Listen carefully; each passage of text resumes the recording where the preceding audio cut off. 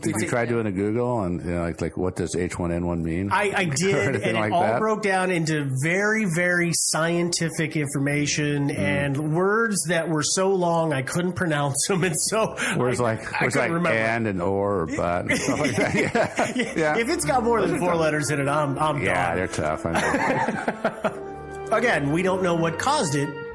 And what caused it and or what made it so deadly. So that is today's show. We're going to talk about the Spanish flu and theories about what made it so bad. And we've got some good ones. And We not do. just what made it so bad, but where it came from. Well, where it came from potentially. Spanish. And what's that? The Spanish. The Spanish. Came from the Spanish. Spanish.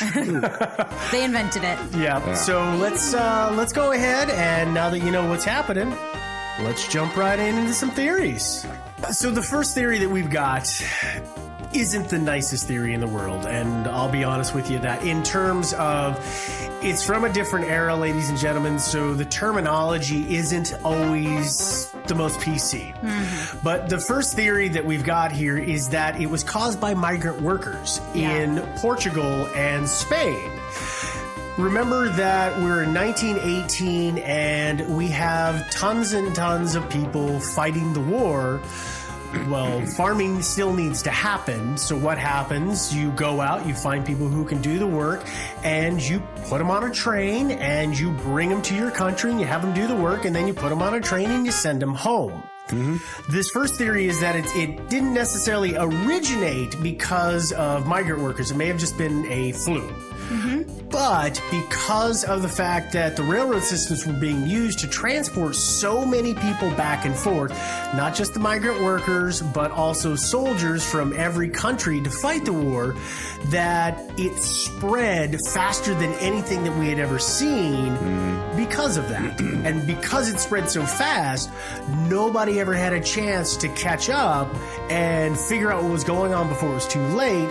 Plus, normally if something breaks out, let's say in the United States, and it's decimating people, well, it's not likely at that time it didn't as easily go from one area to the next because there's not as many people going back and forth. But now it is. Okay, so my only problem with that theory, I think it's a pretty good theory, right? You know, in Well, how terms it of spread, I agree. Yes. modern science, I think that my biggest problem with that in terms of how it spread is that wasn't it discovered in multiple different countries at basically the exact same time?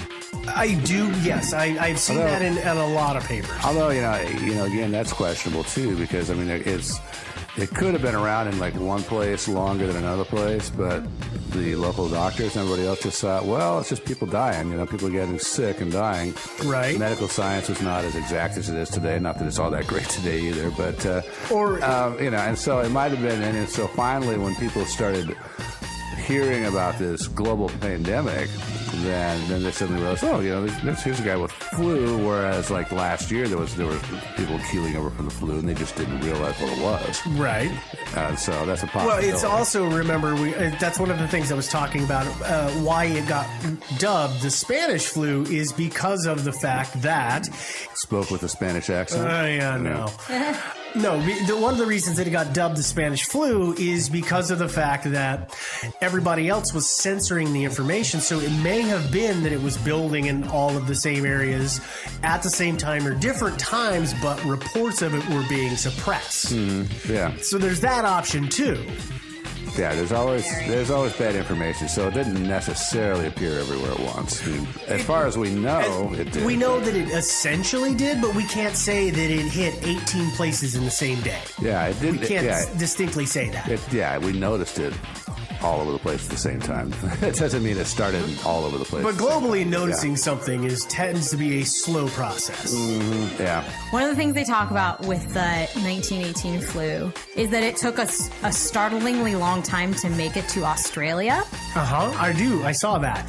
Which I thought was kind of interesting. It didn't make it there until 1919 and like February of 1919. A year later. A whole year later. And if you are thinking, well, it's just spreading through troops, it's spreading like a normal virus, that's kind of where that comes into play because, I think that there was a lot of transference between people going back and forth between Australia. Certainly not a year. I think a year warranted between those two there's some kind of disconnect for me, at least there, that it would take a whole year for a worldwide pandemic like that to reach someplace. To reach another continent. To reach another continent, especially a continent that it seems like there was a lot of travel happening because they were very involved with the war. They were. So, there were a lot of soldiers coming and going. So if it was just the human to human, I don't know. I mean, that's just my only big question mark over this whole thing. I agree with that because I've read reports where they were quarantining ships if there was any sign of it. The ship was quarantined, and this wasn't necessarily Australia, but all kinds of ports were doing it. And I've also read reports that a ship would leave port and it would break out, and the entire crew was essentially, knocked down with it at one time, which would make it really hot into the next if your entire crew is sick. Yeah, so that was the hell in World War II. Is like, when you send troops over to Europe, you realize that half of them are going to die before they even get there. Yeah. I mean, that was really a hard thing. So this is the other thing, right? I'm just going to read this little quote that I've got here about this flu. It says it was detected in Boston and Bombay on the same day, but took 3 weeks before it reached New York City, despite the fact that there was considerable travel between two cities. It was present for the first time in Joliet in the state of Illinois, 4 weeks after it was detected in Chicago, and it's like 38 miles between the two. Yeah. So I think there are definitely some questions in terms of it just being like a normal thing that people didn't have a resistance to, that it spread so quickly. And you have certainly, it could have mutated and just, affected everybody a little differently. But the fact that places that are geographically so close, that people are definitely moving in between consistently, it takes weeks or months for that to, for it to really spread that way. That's my big question mark with it just being this like fairly mundane, granted it was a hardcore strain of influenza, but for it to just be like everybody had it, you just caught it from someone type of virus. Well, it might have been that the people of New York scared it away for a while until it grew up. Sure. And then it got strong enough. Yeah. I'm taking on New York. The good news is Joliet is not a scary place. Having been there multiple times, they did not scare it away. No. So, and the fact that it took 3 weeks to travel those 40 miles, but, just days to travel internationally, that's my big question mark as far as that theory it's off. goes. It doesn't add up. I don't want to know what the incubation period of it was. I don't. I believe that it's like it was really quick. It was a very rapid, incubation period. So you got exposed, and then within a couple of days, you were in full-blown symptoms. And then, okay, so that quickly, but then. Well, of course, these are reports that we get that, again, these are from 1918, so it could be the guy said, well, I haven't seen anybody, and I felt fine until yesterday, and then suddenly I was sick, and when he may have been walking up and down the streets for weeks feeling like crud and just never reported it. Yeah, so, we don't know how long they were infectious. No, there's no good number. It says it's a short incubation period, which, to be fair, in the flu, your incubation period in a typical flu is maybe a week, I think. So, a short incubation period is likely a couple days, but who knows? Yeah, so I don't know. All right, what's the next one up on the docket? Let's see, what other things have we got here? There's all kinds of stuff here. There is a theory, and I wouldn't place much credence on it, that it was man-made as a weapon. So, a U.S. Army bacteriological warfare weapon somehow infected U.S. Army ranks at Camp Riley, Kansas. There was a major breakout there in March 1918 and spread around the world. So it was like an accident of biological warfare, early experimentation. Yeah. So they were working on biological warfare, and which. I don't know that makes a lot of sense because, really the end thing in World War I was chemical warfare. Right. That was what everybody was into. I think this is kind of like that was what everybody thought was just the shiz, Well, And but think about it. If everybody else is doing chemical warfare and you want to get the upper hand, you might set off a sect of scientists and say, make me something that will kill these people. And to be fair, Not knowing it's going to blow up in your own face. sure. And to be fair, the United States military is known for nothing if not saying, "Hey, scientists, here's a couple $1 million. Do whatever you think will kill the most people." yeah. I mean, we're pretty good at doing that in America, right? We just say, This is true. "Hey, think of something that you think will kill a lot of people in a really short amount of time. Here's a couple $1 million. Do some research." But the problem is like, I don't know that our biological science was advanced enough in those days so we could actually, like these days, we can do gene splicing and all kinds of Sure. stuff. We can create killer bugs just really easily in the lab. Mm-hmm. I don't know exactly how, if we had the sophistication to actually create. I mean, we could come up with something like anthrax. I mean, anthrax was around. Sure. And you can bottle up anthrax and dump that on the enemy.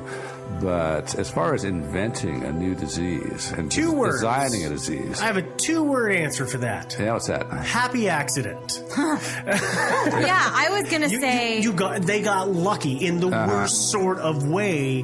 Got lucky, I was gonna say vaccines. and that is another one that Because basically, what a vaccine is mutate.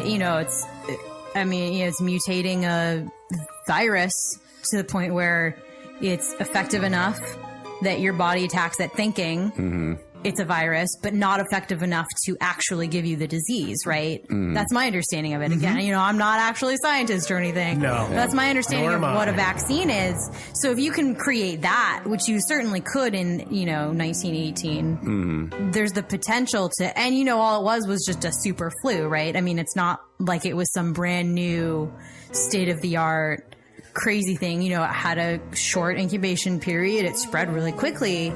But when it came down to it, it was just H1N1, which is just influenza. Yeah. But again, the problem I have with that is that, and I'm not saying it's impossible, but what you would have to do is isolate some strains of flu and then try to, in your own crude 1918 way, tweak those things to make them a little different. And then you would have to find people to infect with it. Well, And- I think you're reading into that too much. I think that you're expecting them to have intents to go farther than they know how to go. Again, I think that somebody might have stumbled upon something. Let me read you this thing that I've got here because Devin brought up. This one about vaccines I really find interesting. Yeah. And this is an account this is a excerpt from a book. It's Eleanor McBean. She's got a piece exposed. So here's what she says. I'd heard 7 men drop dead in a doctor's office after being vaccinated. This was in an army camp, so I wrote to the government for verification. They sent me the report of U.S. Secretary of War Henry Stimson. The report not only verified the report of the 7 men who dropped dead from the vaccines, but it stated that there had been 63 deaths and 28,585 cases of hepatitis as a direct result of the yellow fever vaccine during only 6 months of war. That was only one of the 14 to 25 shots given to the soldiers.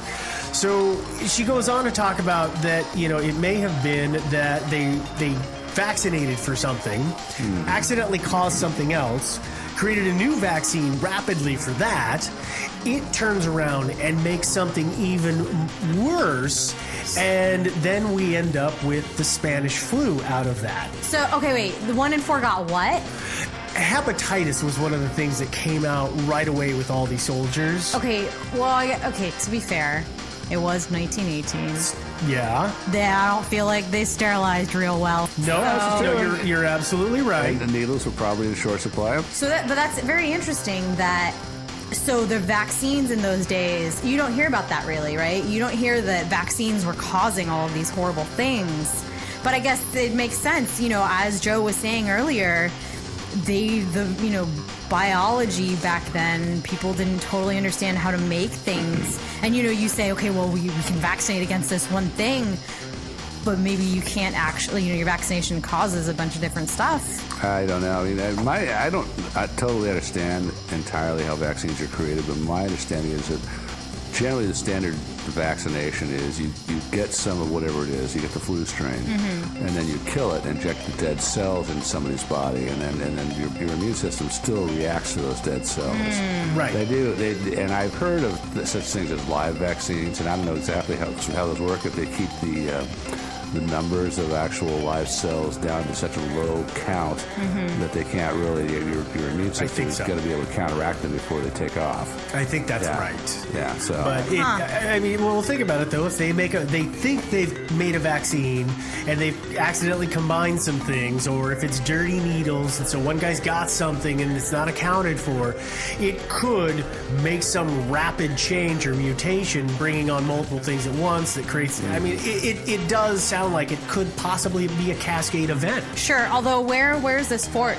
Fort Riley, Kansas. So that was definitely not one of the first outbreaks reported, was it? No, you're right. I mean, but the problem is that he's at a fort where there are thousands upon thousands of troops, all housed together.